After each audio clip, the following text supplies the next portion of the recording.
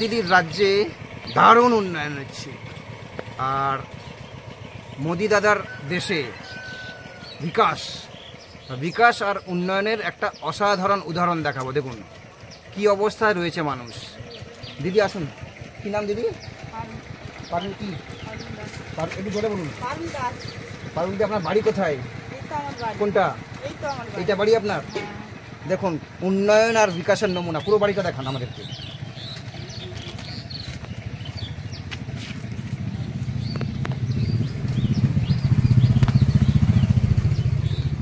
দেখুন দিদি, দেখুন মোদি, এটা নাকি বাড়ি?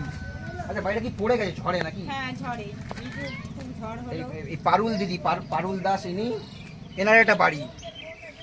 দিদি কাছে ভিডিওটা পৌঁছে দিন, মোদির কাছে ভিডিওটা পৌঁছে দিন। দেখুন কি অবস্থায় মানুষ আছে। ওরা বলছে দারুণ উন্নয়ন হচ্ছে, উন্নয়নের বন্যা বয়ে যাচ্ছে বাংলার বুকে, আর সারা দেশ জুড়ে বিকাশ হচ্ছে, বিকাশের নমুনা।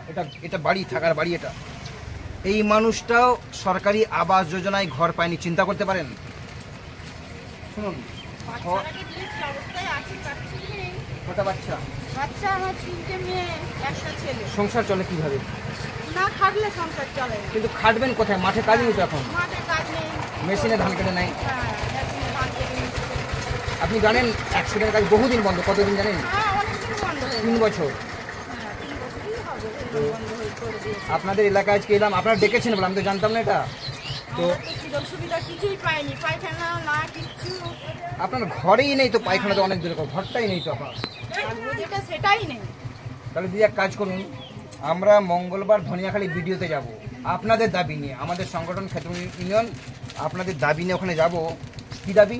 যে গরিব মানুষকে অন্তত মাথা গোজার ঠাইটা প্রত্যেককে দিতে হবে। হ্যাঁ, দিতে তো হবে। দিচ্ছে কোথায়? দিচ্ছেই না। কতবার এরকম কাগজপত্র নিয়ে গেছি আপনাদের কাছ থেকে, অনেক দিন নিয়ে গেছে, কিন্তু দেয়নি। না। এবারে সরাসরি ভিডিওর কাছে টাকা জমা দিলাম, তাতে দিল না। টাকা কিসের টাকা দিলেন? পায়খানার দিয়েছিল। কত টাকা দিয়েছিলেন? এই 900 টাকা করে। কতদিন আগে?